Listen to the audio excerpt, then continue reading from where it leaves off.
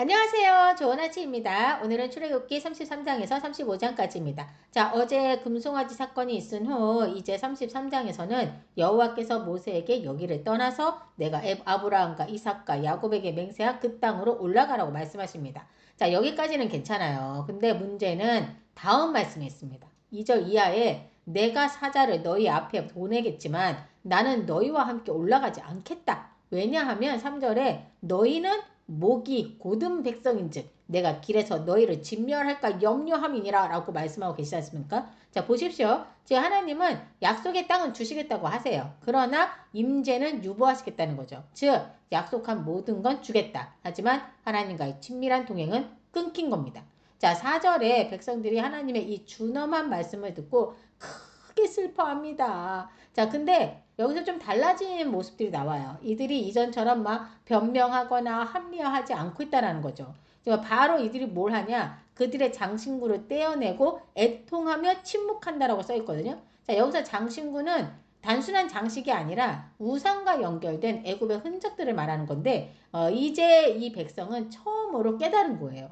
땅에 있어도 하나님이 안 계시면 그건 축복이 아니라는 것이죠. 자, 그리고 7절 이하를 보시면 모세가 해막을 짐 밖에 치는 모습이 나오거든요. 자, 이전까지는 해막은 백성 한가운데 있었어요. 근데 이제는 짐 밖으로 밀려난 겁니다. 자, 이게 뭘 말하는 건지 아십니까?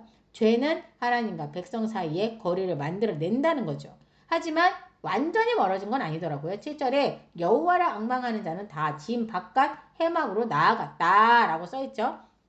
자, 모세가 해막으로 나아갈 때 백성은 모두 장막문에 서서 바라봅니다. 자, 그리고 9절에 모세가 해막에 들어갈 때 구름 기둥이 내려서 해막문에 서며 여호와께서 모세와 말씀하시니 모든 백성이 해막문에 구름 기둥이 서 있는 것을 보고 다 일어나 각기 장막문에 서서 예비했다라고 써 있어요. 자, 그리고 11절에서 사람이 자기의 친구와 이야기함 같이 여호와께서는 모세와 대면하여 말씀하시며 와 대박이죠 여러분. 사람이 하나님과 대면해서 친구처럼 이야기를 하다니. 예? 자, 이 장면을 보면 왜 모세가 이스라엘 백성에게 특별한 지도자로 보였는지 이해가 될 것 같더라고요. 그쵸? 자, 12절 이하에서는 모세가 이제 본격적으로 하나님께 나아가서 말하는 장면이거든요. 자, 모세의 그 마음의 중심이 잘 드러나 있는 말들이 쫙 나오는데요. 한번 잘 들어보세요. 주께서 내게 이 백성을 인도하여 올라가라 하시면서 나와 함께 보낼 자를 내게 지시하지 아니하시나이다. 주께서 전에 말씀하시기를 나는 이름으로도 너를 알고 너도 내 앞에 은총을 입었다 하셨사온즉 내가 참으로 주의 목전에 은총을 입었사오면 원하건대 주의 길을 내게 보이사 내게 주를 알리시고 나로 주의 목전에 은총을 입게 하시며 이 족속을 주의 백성으로 여기소서라고 얘기를 하는 거예요. 자, 여러분 모세의 관심사가 어디에 있나요? 지금 모세 이 말 중에서 관심사가 어디에 있죠? 바로 하나님의 길, 하나님의 방식, 하나님의 성품에 있고 그리고 이 백성을 하나님께서 버리지 않도록 이끌어 달라고 요청하고 있는 모습이 나오죠. 자, 이에 하나님께서 내가 친히 가리라. 내가 너를 쉬게 하리라 라고 말씀해 주시더라고요. 자, 근데 모세는 이 약속이 모세 개인에게만 해당되는 건지 아니면 백성 전체에 해당되는지 불분명했던 것 같아요. 그래서 다시 한번 더 밀고 들어갑니다. 15절에 주께서 친히 가지 아니하시려거든 우리를 이곳에서 올려보내지 마옵소서 라고 얘기하잖아요. 자, 모세는 지금 가나안 땅도 승리도 풍요도 하나님의 임재가 없는 그런 성공은 아무 의미가 없다라고 말하고 있는 겁니다. 16절에 주께서 우리와 함께 행하심으로 나와 주의 백성을 천하 만민 중에 구별하심이 아니니까 라고 얘기하죠. 즉 이스라엘을 이스라엘 되게 하는 것은 율법도 아니고 땅도 아니라 바로 하나님의 동행이라는 걸 분명히 말하고 있는 겁니다. 자, 그러자 17절에서 하나님은 모세의 이 강구를 받아들이시더라고요. 예? 자, 이걸 보면서 와 진짜 중보자의 역할이 진짜 중요하구나 라는 생각을 다시 한번 하게 되었던 것 같습니다. 자, 근데요 18절에 모세는 또다시 또다시 하나님께 주의 영광을 내게 보이소서라고 더 깊이 요청을 하고 있더라고요. 자, 모세가 하나님의 영광을 다시 보여달라고 한 이유는 기적을 보고 싶어서도 아니고요. 개인적인 신비 체험을 위해서가 아닌 거예요. 모세의 이 요청은 지도자로서 중보자로서 반드시 확인해야 할 한 가지 때문인 건데요. 자, 여러분 모세가 누굽니까?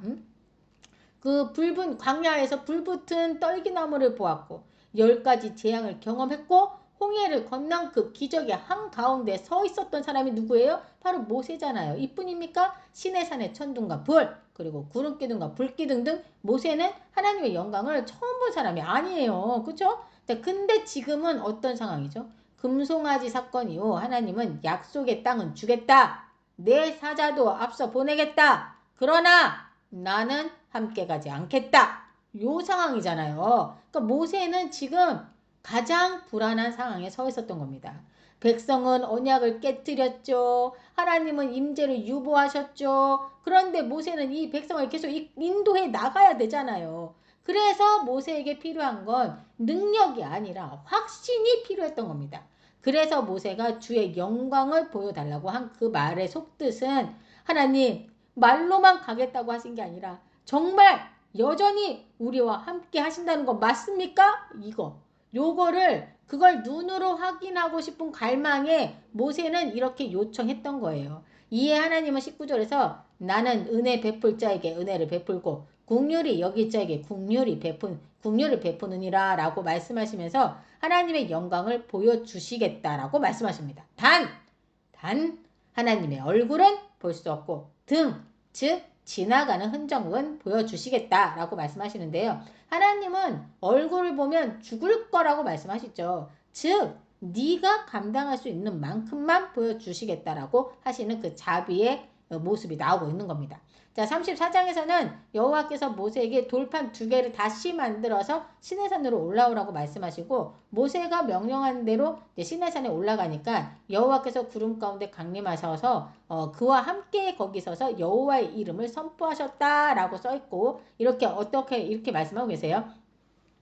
여호와라 자비롭고 은혜롭고 노하기를 더디하고 인자와 진실이 많은 하나님이라 이렇게 말씀하시거든요. 자, 이에 모세가 이 말을 듣고 급히 땅에 엎드려 경배했다라고 써있죠. 자, 그리고 나서 하나님께서 모세와 다시 언약을 세우시는 모습인데 처음에 하셨던 말씀들을 다시 처음부터 똑같이 말씀하신 장면이 11절부터 쫙 나오고 있습니다. 자, 여기서 알 수 있는 건 언약은 깨졌지만 하나님은 다시 그 언약을 시작하고 계신 겁니다. 자, 하나님께서 가나안의 그 모든 족속을 쫓아내실 것이며 너희는 그들과 언약을 맺으면 안 되며 그쵸? 우상을 숭배하지도 만들지도 말라라고 또 말씀해 주시고 이스라엘의 성인 남자들은 1년에 3번 하나님께 절기를 지키러 나와야 하며 그들이 집을 떠나 1년에 3차례 절기를 지키러 올 때 그들의 집과 땅을 탐내고 엿보지 못하도록 하나님께서 보호해 주시겠다라는 약속까지 일일이 다 말씀해 주시고 계시더라고요. 자, 하나님께서 언약의 말씀 곧 십계명 그 돌판들에 기록해 주셨고 모세는 그 증거의 2 돌판을 가지고 시내산에서 내려왔는데 모세의 얼굴 피부에 광채가 났다라고 써 있거든요. 자, 이는 여호와 하나님과 대면해서 말하였으므로 하나님의 영광의 빛이 모세에까지 비추게 되었고 하나님과 대면한 흔적으로 모세의 얼굴에 빛이 나타났다라고 성경에 써 있습니다. 자, 아론과 백성들은 모세의 광채를 보고 그에게 접근하기를 두려워했다고 써 있어요. 자, 모세는 하나님께서 이르신 모든 말씀을 전한 후에 수건을 써서 얼굴을 가리고 하나님 앞에 들어갈 때만 수건을 벗었다라고 써 있는데요. 자, 여러분 이거는 이스라엘 백성들이 하나님이 아닌 얼굴에 광채가 나는 모세에게 집중하는 것을 방지하기 위함이었던 겁니다. 자, 모세는 처음부터 끝까지 하나님께만 집중하고 있고 그로 인해 하나님과 마음이 합한 자가 될 수 있었던 것 같아요. 자, 금송아지 사건을 보고 하나님의 그 진노하심을 말렸던 모세가 내려와서 직접 보고는 완전 어떻게 됐어요? 완전 하나님의 진노하심처럼 완전 크게 진노해가지고 완전 돌판까지 그냥 냅다 집어 던져가지고 깨트려 버리지 않습니까? 모세가 돌판을 깬 건 이미 백성에 의해 깨져버린 언약의 현실을 몸으로 보여준 상징적 행동이었던 것 같습니다. 그쵸? 나중에도 성경에 보면 하나님의 그 분노를 대신 품고 처단한 사람이 나오거든요. 이름이 비느하스였나? 막 그럴 거예요. 자, 그를 보고 하나님께서 그가 대신 하나님의 분노를 이제 품고 처단한 걸 보고 하나님께서 노여움을 푸시게 되는 장면이 나오거든요. 자, 우리도 상황을 이용해서 하나님을 이해하려는 사람이 아니라 하나님의 마음을 대신 품고 살아가는 사람이 되면은 좋겠죠, 여러분. 예, 예, 아멘입니다. 자, 이제 35장으로 들어가 볼게요. 출애굽기 35장을 읽어보시면, 이 말 어디서 많이 본 내용인데? 뭐 이런, 100% 이렇게 느끼실 거예요. 예, 맞습니다. 왜냐하면 35장은요, 새로운 말씀이 거의 없어요. 이미 하나님께서 25장부터 30장에서 모세에게 하셨던 말씀을 지금 이제 모세가 그대로 이스라엘 백성에게 전달하고 있는 장이거든요. 자, 근데 보시면요, 하나님은 이 내용을 굳이 아주 자세하게 다시 기록하게 하신 거예요. 왜일까? 여러분, 두 번이나 반복적으로 왜 이렇게 자세하게 할까? 그때 썼으니까 그렇게 그게 이러이러하였더라 이렇게 하면 되는데 그걸 일일이 다 기록하고 있거든요. 자, 왜 그럴까요, 여러분? 궁금하죠? 궁금하면 어떻게? 500원. 예? 500원 주세요. 예? 자, 35장 1절을 보시면 모세가 이스라엘 자손의 온 회중을 모으고 라고 시작을 하고 있죠. 자, 여기서 중요한 변화가 하나 있습니다. 32장이 금송아지 사건이었잖아요. 거기서 백성들을 흩어져 있었죠. 예? 금송아지를 숭배하는 사람들과 하나님 편에 선 사람들로 나뉘었잖아요. 자, 33장에서는 언약을 깬 이 백성들에 대해서 하나님께서 목이 뻣뻣한 백성이라며 해막을 진밖에 두셨죠. 그쵸? 한마디로 하나님과의 거리가 멀어졌어요. 자, 근데 34장에서는 언약이 회복된 모습, 그리고 지금 35장에서는 다시 온 회중이 모인 장면이 나오고 있는 거예요. 즉, 뭡니까? 관계가 회복되었음을 보여주는 장면인 거예요. 그 장면으로 35장이 시작을 하고 있습니다. 자, 모세는 성막 이야기를 하기 전에 가장 먼저 안식일 규례를 다시 전하고 있거든요. 자, 2절에 엿새 동안은 일하고 일곱째 날은 너희를 위한 거룩한 날이니 여호와께 엄숙한 안식일이라. 자, 여러분, 여기서 왜 성막보다 안식일이 먼저 나오고 있을까? 하나님께서 모세에게 처음 말씀하셨던 25장에서 31장 내용을 보면요. 먼저 성막 구조와 기구, 그리고 제사장 제도, 성막 운영 전반에 대한 얘기, 그리고 마지막에 안식일에 대한 얘기가 31장에 나오거든요. 그리고 32장이 그 문제의 금송아지 사건이잖아요. 근데 35장에서는 순서가 바뀝니다. 예? 제일 먼저 안식일에 대해서 말하고 그 다음 성막 헌물, 성막 제작의 내용들이 나오는데요. 같은 내용인데 안식일이 맨 앞으로 이동한 거예요. 자, 왜 바꾸셨을까요, 여러분? 왜? 왜 위치를 바꿨을까요? 이건 바로 금송아지 사건 때문인 거예요. 금송아지 사건의 본질이 뭔지 아세요? 32장 1절에 백성이 모세가 산에서 내려옴이 더딤을 보고 라고 적혀있죠. 문제는 모세가 안 내려온 것이 아니라 백성이 기다림을 견디지 못했던 겁니다. 하나님은 시내산에서 일하고 계셨고 모세는 말씀을 받아 듣고 있었을 거 아니에요. 그죠? 말씀을 받고 있었고 백성은 잠시 기다려야 했던 거거든요. 근데 그 기다림을 견디지 못한 거죠. 그리고 기다림이 길어지자 불안이 커졌죠.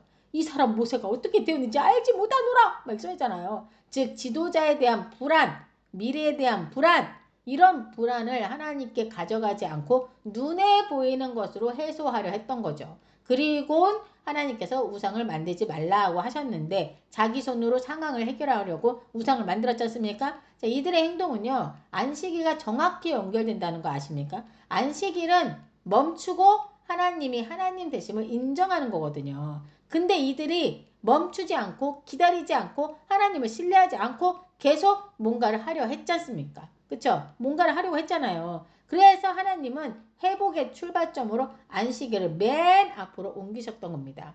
자, 35장에서 하나님은 무엇을 만들 것인가 보다 어떤 관계 안에서 만들 것인가를 먼저 보여주시고 계신 거였던 거죠. 열심으로 만드는 프로젝트가 아니라 열심으로 성막 프로젝트 이게 아닌 거예요. 하나님과의 쉼과 신뢰 위에서만 세워질 수 있는 그 공간이 바로 성막인 거죠. 안식일 이야기를 한 후에 바로 성막을 위한 헌물들을 가져오게 하거든요. 중요한 건 강요가 아니라 마음에서 우러난 헌물이라는 점이 중요합니다. 자, 우리가 드리는 헌금도 마찬가지죠. 하나님께서 그때 이스라엘의 금의 액수를 보고 막 이러진 않으셨잖아요. 그 금이 어떤 마음에서 나왔는지를 보고 계셨잖아요. 그쵸? 자, 20절에서 29절을 보시면 이 백성의 태도가 완전히 달라진 걸 볼 수 있습니다. 32장에서는 금을 내서 이제 송아지를 만들고 자기 욕망을 위해 사용했다면 35장에서는 마음에 원하는 모든 자가 다 와서 지원하는 심령으로 가져왔다라고 써 있죠. 자, 같은 금인데 그전에는 우상을 만들었고 지금은 하나님의 거처를 만드는데 사용되고 있는 거예요. 자, 이어서 30절에서 35절을 보시면 모세는 부살렐과 오홀리압을 소개하고 있거든요. 여호와께서 지명하여 부르셨고 여호와께서 그들을 가르칠 마음을 주셨고 지혜를 주셨다라고 적혀 있습니다. 자, 성막은요. 인간의 그 재능이 아니라 하나님께서 주신 은사로 세워졌음을 지금 분명하게 보여주고 계신 거예요. 자, 그럼 왜 하나님은 같은 내용을 두 번이나 기록하게 하셨을까? 왜 그랬을까요, 여러분? 어우, 지루해. 왜 그랬을까요? 자, 그건요. 말씀과 순종은 다르기 때문입니다. 25장에서 31장까지는 하나님께서 말씀하신 내용이에요. 맞죠? 모세에게 말씀한 내용이죠. 35장은요. 백성이 실제로 행한 내용입니다. 자, 뭐죠? 지금 하나님께서는요. 내가 이렇게 말했다 라고 끝내시는 게 아니라 그 말이 실제로 이루어졌는가 이거를 지금 기록하고 계신 거예요. 자, 진짜 우리 하나님 정말 대단하죠. 예. 말씀하셨고 지금 행하고 있는 걸 확인하시고 계시는 거예요. 다 기록하는 거예요, 지금. 자, 말씀은 들은 것으로 완성되는 것이 아니라 순종함으로 완성되는 거지 않습니까? 출애굽기 35장에서 하나님께서 말씀하시고자 하시는 건 하나님의 말씀이 우리의 삶이 되기를 바라시는 분이시라는 거. 그리고 이 이후에도 다시 순종할 기회를 주어진다는 것과 성막은 건물이 아니라 회복된 관계의 결과물이라는 것을 보여주시고자 한 게 아닐까. 그렇다면 우리는 하나님의 말씀을 듣고 알고 있는가? 아니면 이 말씀대로 살아내고 있는가? 이게 35장의 핵심이 아닐까 싶습니다. 자, 이 시간 함께 기도하고 마칠게요. 하나님 아버지, 기다리지 못하고 멈추지 못했던 우리의 마음을 돌아보게 하시며 감사드립니다. 우리의 손으로 상황을 해결하려 하기보다는 안식하며 하나님을 신뢰하는 믿음을 허락하여 주옵소서. 말씀을 듣는 데서 그치지 않고 삶으로 순종하며 살아내게 하여 주옵소서. 우리의 삶이 하나님이 거하시는 성막이 되길 원하며 이 모든 말씀 우리 주 예수 그리스도 이름으로 기도드립니다. 아멘.